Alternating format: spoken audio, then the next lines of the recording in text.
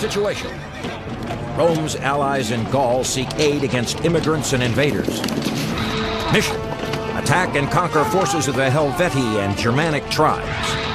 Execution: in 58 BC, proceed to Gaul and conduct military operations with a force of 4 legions.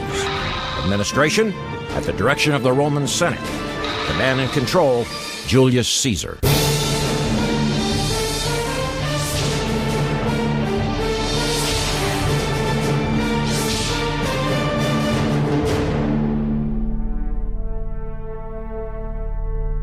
Welcome to Conquerors. I'm Captain Dale Dye. Today, the name Julius Caesar is synonymous with power. But in 58 BC, he was just another Roman politician. Now, that all changed when he went to Gaul, which is France on today's maps. The sword, shield, and javelin were the backbone of Caesar's legions. But he understood that the hammer was mightier than the sword. It was with implements like this that his corps of engineers built the machinery of conquest. Together a wide range of tribes to fight against the Romans. And he had thought he had a really good chance of winning. Vercingetorix was the last opportunity for all of Gaul to rise up and throw the Romans out. And this is really the only time that the tribes of Celtic Gaul, the southernmost, the wealthiest, and most politically sophisticated tribes, actually fight against Caesar. A number of things that the provincial governorship could do for him. One, the simplest, was that while he was consul, he had done a certain number of acts that might have been called illegal. As long as you were a magistrate, you could not be prosecuted. And so he wanted to be out of Rome as a governor for that reason. Most importantly, a governorship was a great way to recoup the expense of holding an office. Roman governors got filthy rich on loot and the labor of slaves. For Caesar, that was crucial. He'd struggled to get to the top of the political arena in Rome, and now he needed to get money and prestige to cement his position as one of the leading men in Rome, if not the greatest man of all. He needed a war. He needed the military glory that would win. He also needed the money. Caesar was initially given 2 provinces, one east of Rome called Illyricum, and the other in northern Italy called Cisalpine Gaul. And then, through a stroke of luck, and Julius Caesar was one of those people, it wasn't so much that luck came to him, but when luck came along, he was an opportunist. The governor of Transalpine Gaul died. Transalpine Gaul was added to Caesar's charge. The neighboring Celtic nations were independent from Rome, but far from strangers. Centuries of war and trade had cemented alliances. The rest of Gaul, all of central, northern, and western Gaul, the Romans called Gallia Comata, which means long-haired Gaul, which means wild and woolly Gaul. They did not have control over that part of Gaul. It's a big mistake to think of Caesar fighting against Gaul. Gaul as a single nation. It wasn't. It was a whole range of different tribes, different peoples, different kingdoms, many of whom spoke the same languages and had similar cultures, but they were not united. So Caesar wasn't matching the might of the Roman Republic against a united Gaul. In early spring of 58 BC, an Alpine people called the Helvetii began to migrate west toward Caesar's province. They hoped to resettle in western France, farther from German invaders and where the climate was milder.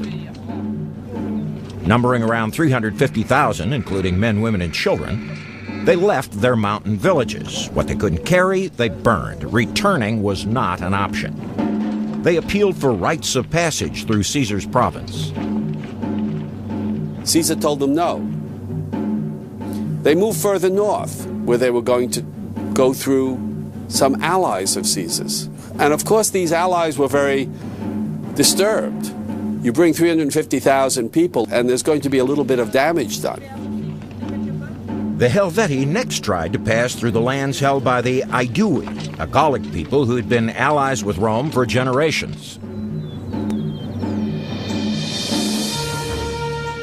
This is the site of the ancient city of Bibracte, the capital of the Aedui. It's located high on a hilltop and is typical of a Gallic fortified city. The best had a commanding view of their surroundings and strong fortifications. Bibracte's walls surrounded the plateau for a distance of some 17 miles. Now, allied cities like this one provided a buffer for Caesar's provinces, and Caesar intended to keep it that way. He chose to intervene and stop the migration altogether. Claiming he was acting to protect Roman allies, Caesar declared war. Opportunities arose in Gaul for the war he needed. And as far as he was concerned, that was it. It was a war, the opportunity was there, he grabbed it with both hands and struggled to the utmost to get the money and the glory that he wanted. Caesar ordered his legion in Transalpine Gaul to force the Helvetii further north. Then he raced to northern Italy to lead 5 more legions at breakneck speed across the Alps. More than just a band of soldiers, a Roman legion on the move was a portable city, with thousands of soldiers, their officers, administration, and support services. We don't have a tremendous amount of precise information on the organization of the Legion of Caesar's day, but our best guess is this. It numbered roughly about 5,000 men, at least in theory. They were broken up into 10 cohorts of heavy infantry.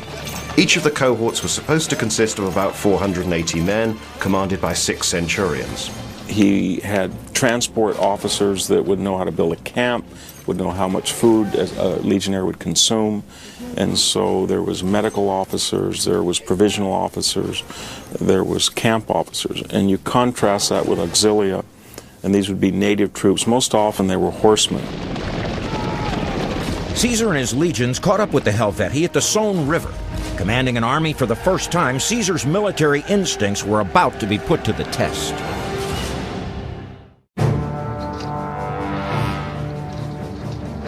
In 58 BC, the Helvetii were on the move. So were the Roman legions.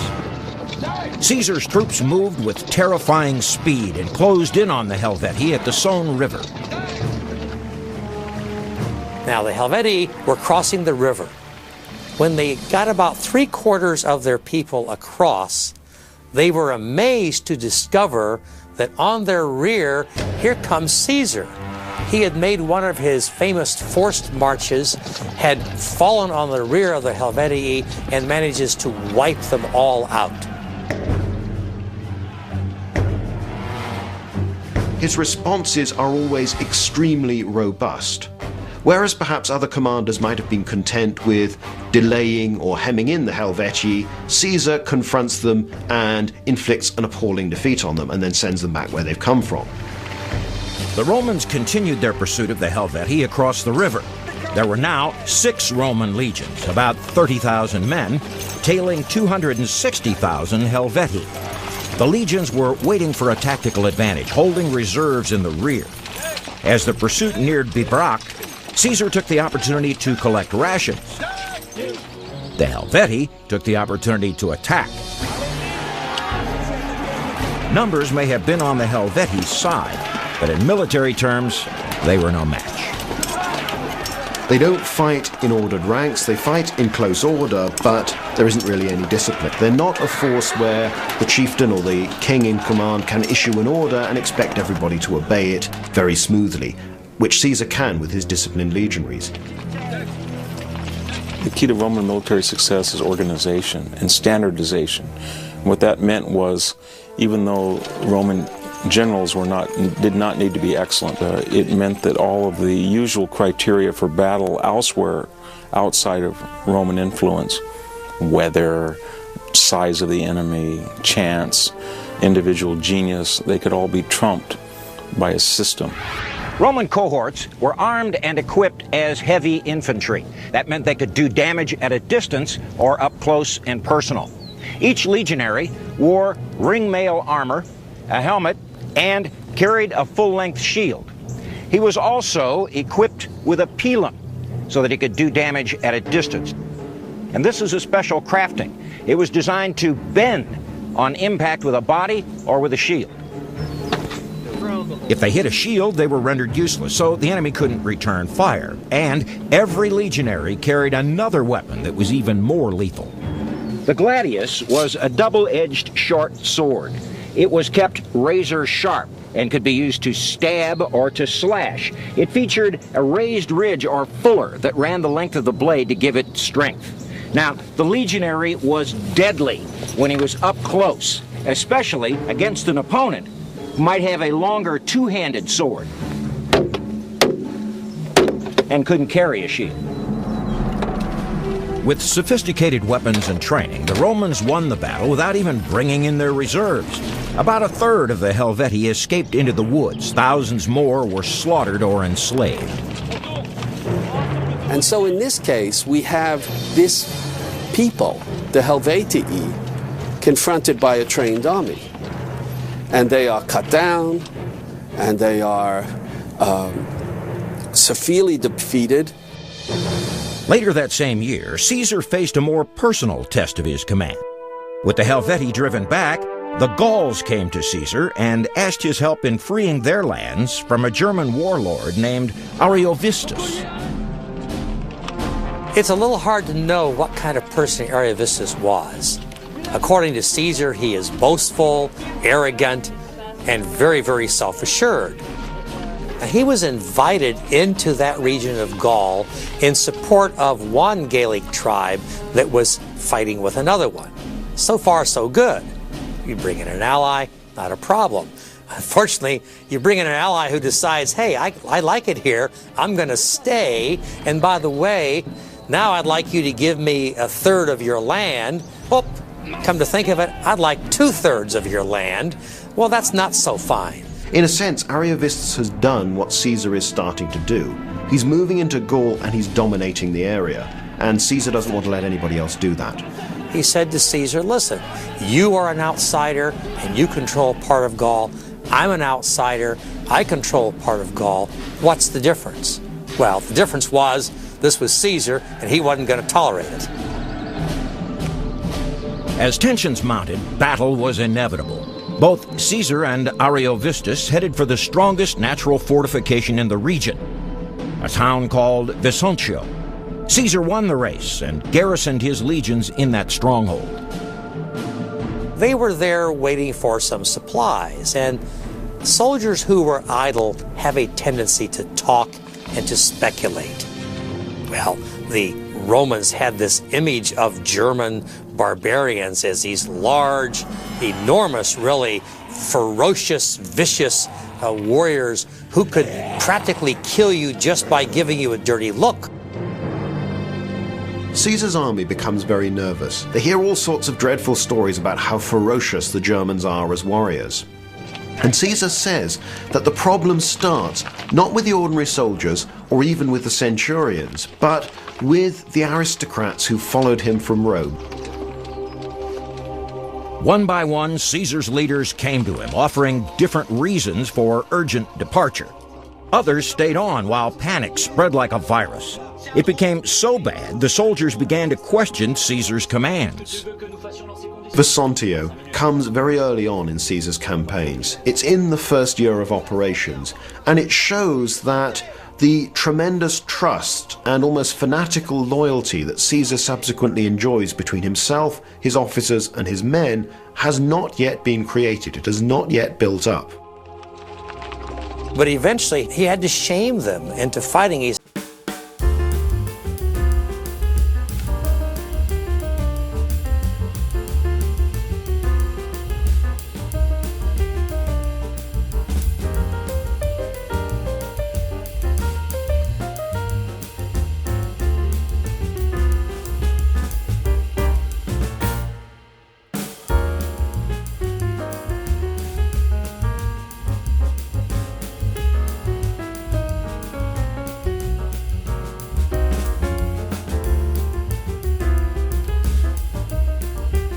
The battle sealed the Roman victory. Caesar had triumphed.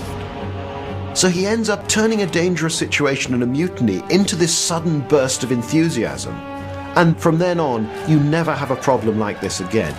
People start to realize just how good, how lucky, how skilled Caesar is going to be.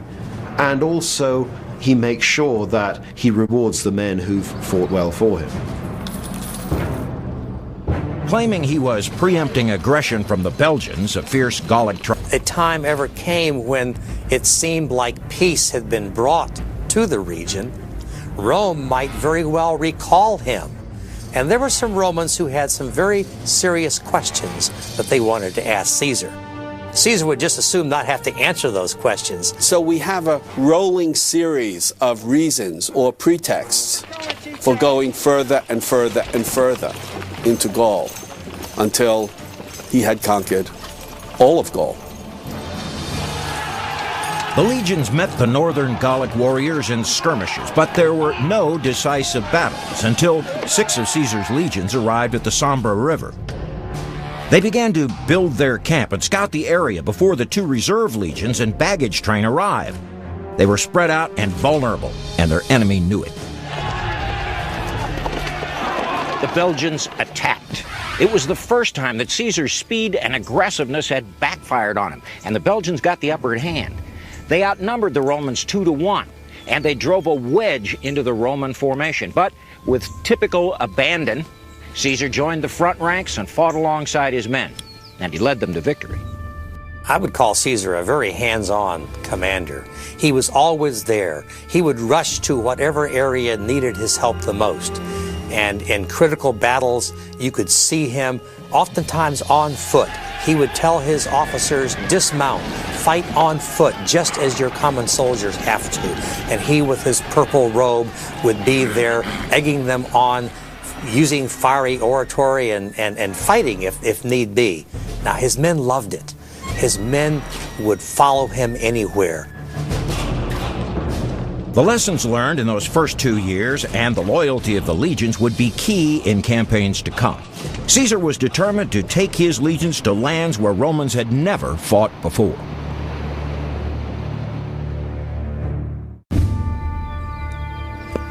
By the end of the campaign season in 57 BC, Caesar had racked up victories all across northeastern Gaul. He returned to his provincial headquarters in northern Italy and began to write his yearly report on the province for the Senate. These reports form the basis of what we now know as Caesar's commentaries, the historian's primary source. In the commentaries, Caesar carefully sculpted his own legend and described both the strengths and the weaknesses of the Gauls. To justify his conquest back in Rome, Caesar exaggerated the fierceness of the Gallic warriors. However, he left out any description of their political and cultural sophistication.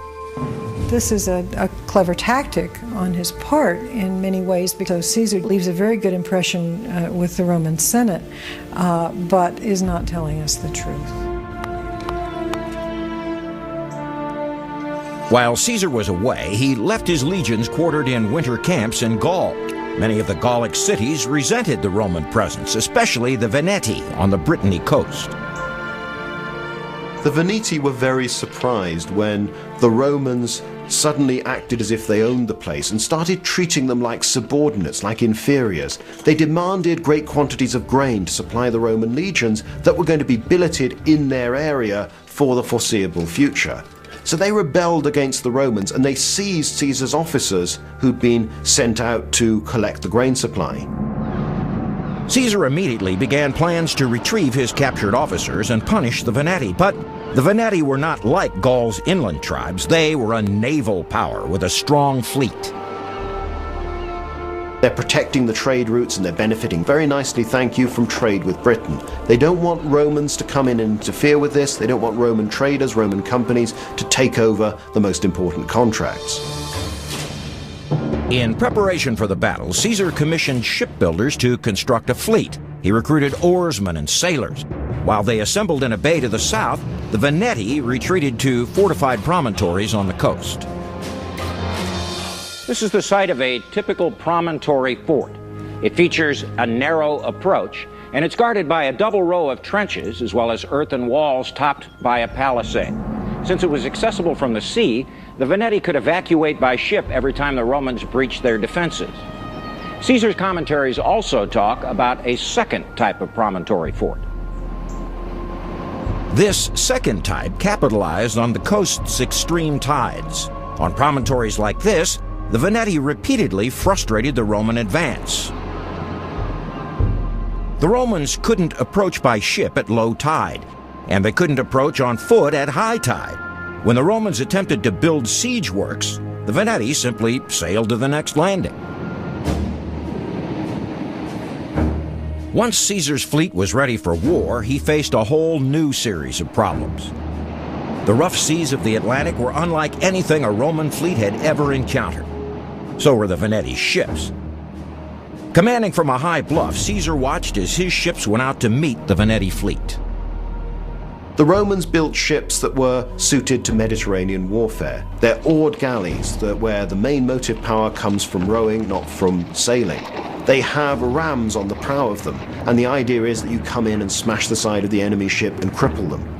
The problem is the Gauls have these big merchant-type ships that are very high, very stoutly built. So at first, Caesar finds that his ships go out and they can't do any damage to the Gauls when they ram them. But the Romans improvise, as always. He had to bring hooks on his ships with which to pull down the sails on the opponent, and then have several of the Roman ships gather around them and board them. It shows his adaptability. He's trying to turn a sea battle into something with which the Romans can cope better. Once again, luck was on Caesar's side. The wind dropped. The Gallic fleet was stalled. Caesar's ships closed on each one of them. So Caesar wins.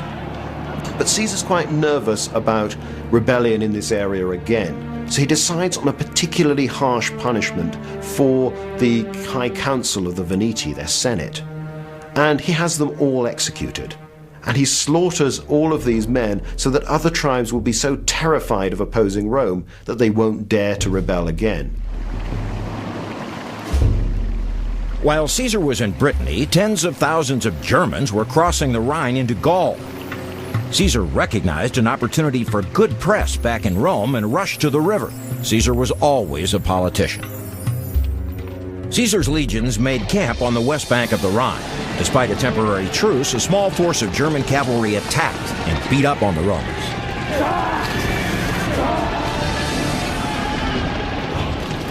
In revenge, Caesar unleashed the full force of his legions on the German camp. German warriors, women, and children began to flee in all directions. Caesar then sent his cavalry to hunt them down. Tens of thousands were killed. There were appalling atrocities. From his account, it looks as if he killed men, women, and children, though he probably took many of the captives as slaves.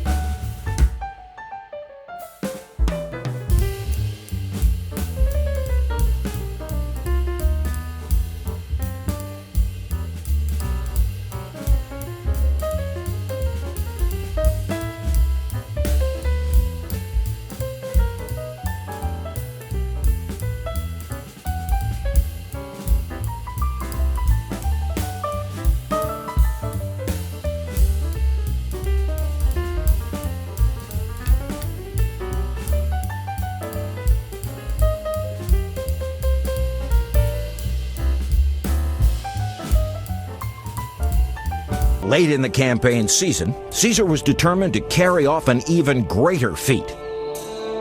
In what was probably the most dangerous undertaking of the entire Gallic Wars, Caesar prepared to lead his fleet across the English Channel to the terra incognita called Britain.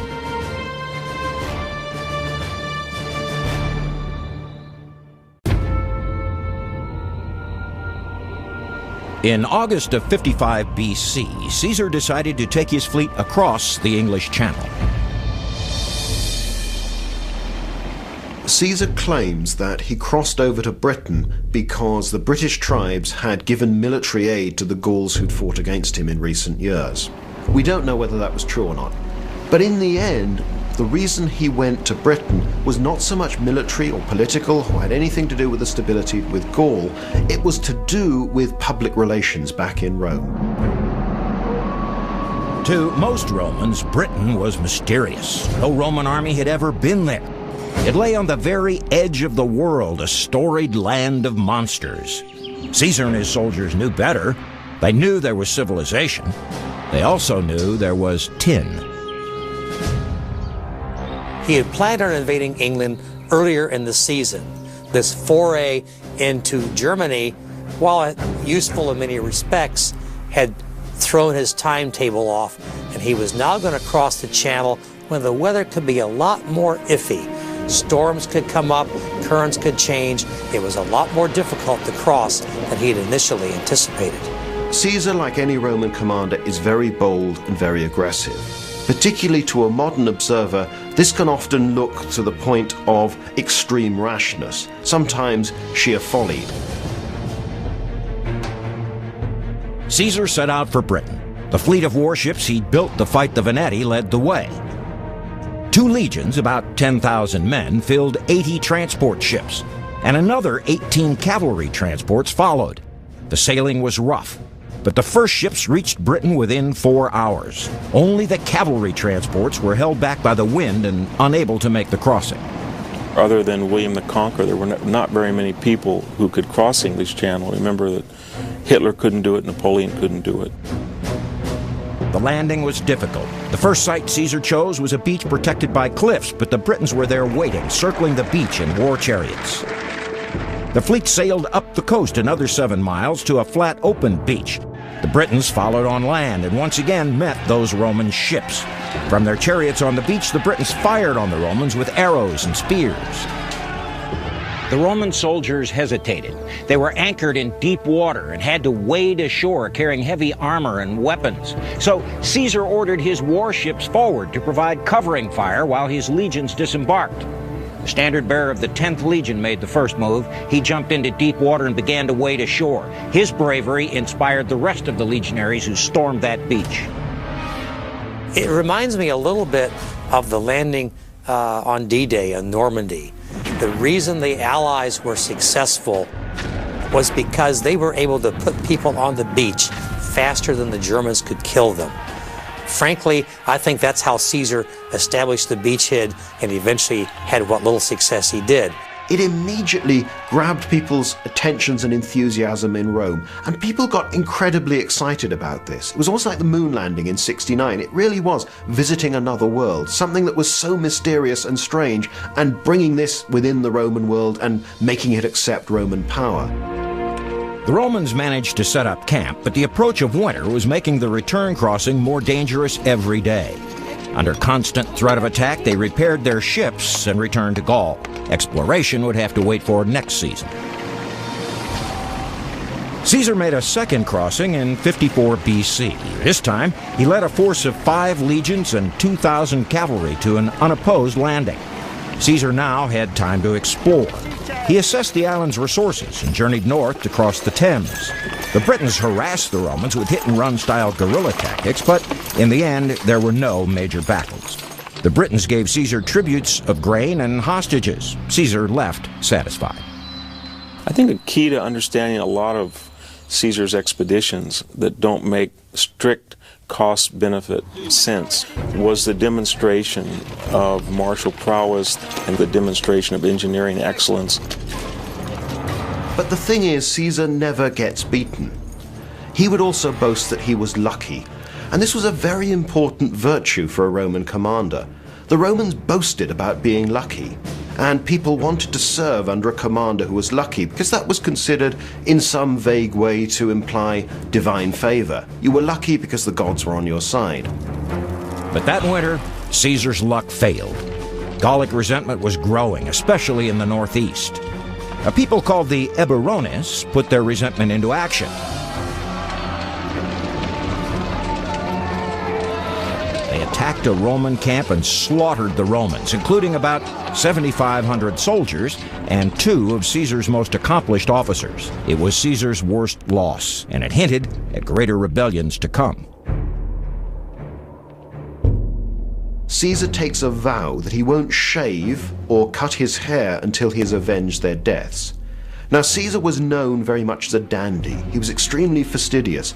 He didn't just make sure that he was neatly shaved, neatly barbered, but there were stories that he had all his other bodily hair plucked out because he wanted to look smooth and sleek and shiny. So this gesture was especially strong from someone like that, who was going to say, because my men have suffered, until I have done something about this, then I don't care. As a mark of this, I'm going to allow my appearance to degenerate. So it emphasized to the soldiers just how much they mattered to him. Caesar waged a series of vindictive attacks against the northern and eastern Gauls for the entire campaign season of 53 BC. The Eburones were completely annihilated, never heard from again. The Roman treatment of different Celtic groups differed according to how they were to fit into the new Gallo-Roman economy. And so he was pretty merciless in doing away with some of the lesser economically important groups. In his report to the Senate, Caesar proclaimed all Gaul was pacified. Well, Gaul may have been pacified, but its people were far from defeated. Under the watchful eyes of the Roman army, a prominent warrior was building a new alliance. Vercingetorix hoped to lead a united Gaul in a battle to free it from Roman hegemony once and for all. Here's some tips for conquerors, direct from Caesar. If you must break the law, do so to seize power. In war, events of importance are the result of trivial causes. Beware of the leader who bangs the drums of war in order to whip the citizenry into patriotic fervor.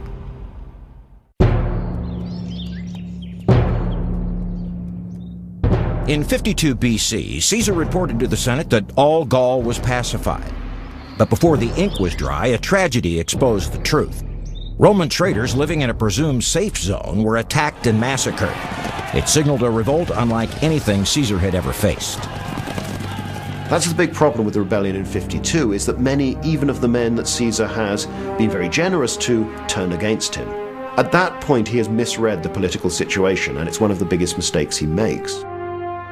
For the first time, Caesar faced a coordinated opposition. It was led by Vercingetorix. Vercingetorix is one of the most charismatic of the Gallic leaders to oppose Caesar. It looks as if from the beginning he's actually done rather well out of Caesar's arrival in Gaul.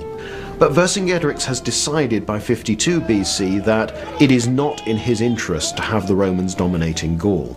His image on some of the Gallic coins show him with flowing hair behind him.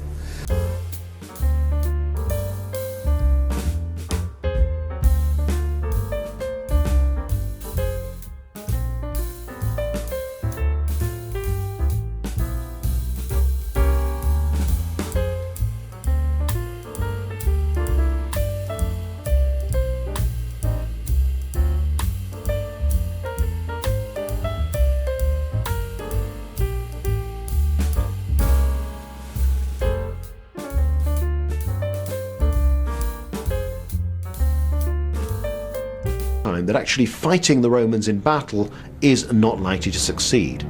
Therefore, Vercingetorix says, let's wear Caesar down. What we'll do is starve them.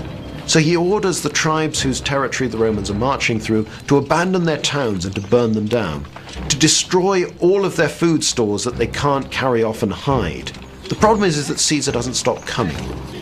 The first major engagement came at a city called Avaricum.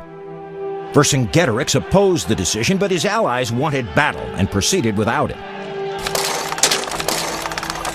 Caesar encamped outside Illyricum with his legions and with their siege weapons like this ballista. Now, in Caesar's day, these iron components would have been made of wood. It took 2 men to turn this windlass, which drew the bowstring against pressure from these clambestra, and they imparted up to 19,000 pounds of thrust behind a spear or a bolt. That'll get you. The siege was brutal and lasted several weeks. When the Romans finally stormed the city, they left no survivors.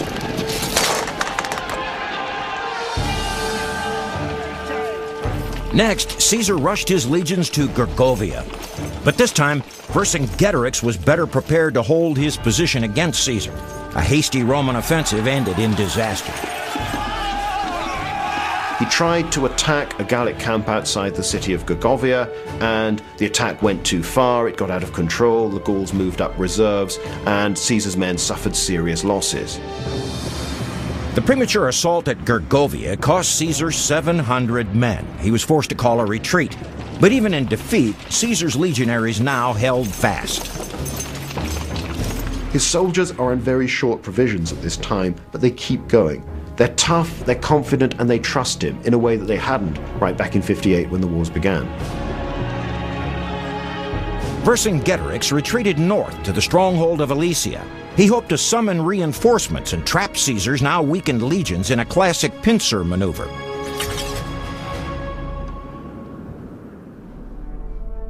But Caesar had other plans. At Alesia, he constructed the most impressive fortification of his career. He had his engineers design a system of ramparts with towers and palisades that stretched a full 11 miles to completely surround the hill fort. Back there in the trenches, there were sharpened stakes in place to impale anybody unlucky enough to fall. With typical grisly humor, the soldiers called these gravestones. Then there were these iron spikes, which were called spurs. It's kind of strange because they would absolutely stop a charging horse. There was also the lilies blossoming out there in the mid-ground. They hid pits camouflaged with brush and bristling with more sharpened stakes. An outer ring of walls circled 14 miles around to block reinforcements from any direction. Between the walls, 7 camps and 23 smaller forts provided further cover for Caesar's 60,000 men. The whole thing was finished in less than 30 days. According to Caesar, when the Gallic reinforcements arrived, they numbered 250,000. They raced over the plain and assaulted the outer wall. At the same time, Vercingetorix led 80,000 men against the inside wall. After weeks of fighting, Caesar sensed the time had come to rally or fall. He personally led 13 cohorts, about 6,500 men, outside the walls. Massively outnumbered, his boldness inspired his men and caught the Gauls off guard. The assault turned into a complete rout of the Gallic reinforcements and forced Vercingetorix back inside Alesia. With his allies gone and starvation inevitable, Vercingetorix surrendered. There was a great ceremony where he rides up, lays down his sword, lays down his armor, and then sits there with Caesar while his soldiers march by and lay down their armor. Once the ceremony is over, however, Vercingetorix himself is led away in chains. He's sent back to Rome. He's kept in prison.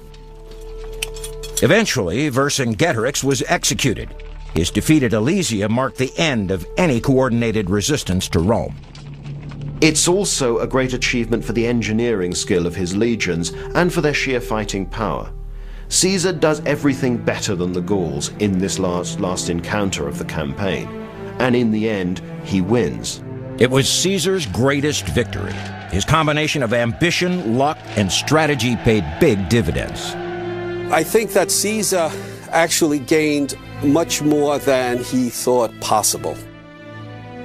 He was a forward-thinking man, but who would have thought that he would, in addition to the 1 million Gauls that he killed, we estimate, another 1 million was sold into slavery. But he worked on the principle that chance would in the long run always favor him. The dice would come up his way whenever it was necessary, whenever it was critical. And ultimately in the Gallic campaigns, it always happened. He came close to defeat, he came close to disaster, but Caesar always found a way out.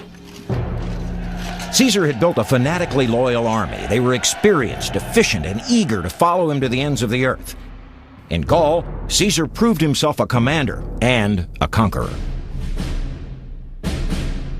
Caesar's Gallic conquests defined the limits of the great Roman Empire for the next 500 years.